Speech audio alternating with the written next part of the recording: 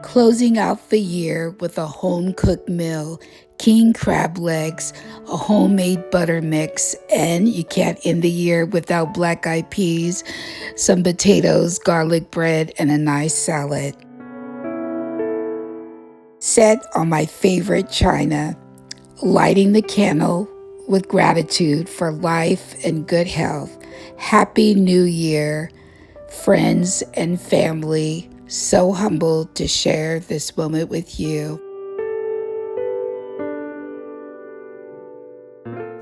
Happy New Year. Can you believe it? 2026. I'm so excited. Stay loving, be kind, and stay healthy. I'll see you in the next video, 2026. Hey, and if you haven't already, go ahead and subscribe to this channel, Blissful Spaces.